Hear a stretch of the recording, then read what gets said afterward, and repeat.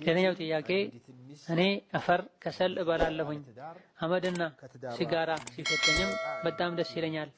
አፈርን በጣም እበላለሁ። ይህ እንዴት ይታያል የሚል ጥያቄ። አላህ ተባረከ ወተዓላ ንጹህና ጠቃሚ ነገሮችን ሁሉ እንድንበላ ፈቅዶልናል። ወዩሒሉ ለሁም ጠይባት ብሏል አላህ። ጠይብና ንጹህ ጠቃሚ ገንቢ የሆኑ ነገሮች መብላት የተፈቀደ ነው። በአንጻሩ ደግሞ ኸቢስ ቆሻሻና ጎጂ የሆኑ ነገሮችን መብላትን አላህ ከልክሏል። አፈር ከሰል ጎጂ ከሆኑ ነገሮች የሚመደብ ነው። አፈር ውስጥ የተለያዩ ባክቴሪያዎች፣ ጀርሞች ሊኖሩ ይችላል። የተለያዩ ቆሻሻዎችም አፈር ውስጥ ሊኖሩ ይችላል። ከእንስሳት የሚወጡ ፋንዲያና መሰል ነገሮችም ከአፈር ጋር ተቀላቅለው አፈር ውስጥ ሊገኙ ይችላል። በዚህም ጎጂነቱ ግልጽ ነው።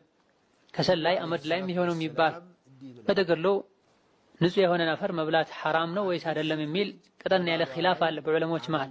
በርካታ ዑለሞች ሐራም ነው ብለው የተወሰኑት መክሩህ ነው፣ ሐራም ደረጃ የደረሰ አይደለም፣ የተጠላ ነው ብለው። የሚበላው አፈር ውስጡ ላይ ጉዳት እንዳለው ከተረጋገጠ ያለምንም ኺላፍ ሐራም ነው ይባላል።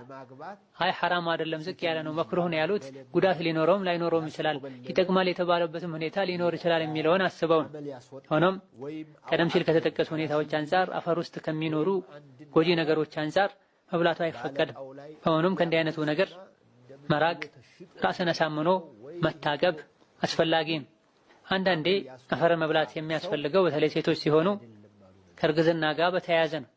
ሌላ ጊዜ ደግሞ ከደም ጋር የተያያዘ ጉድለት ችግሮች ሲኖሩ ነውና ራስን ወደ ጤና ባለሙያ በማቅረብ ለችግሩ መፍትሄ መፈለግ። هذا الله تعالى أعلم። ዛሬ በዚህ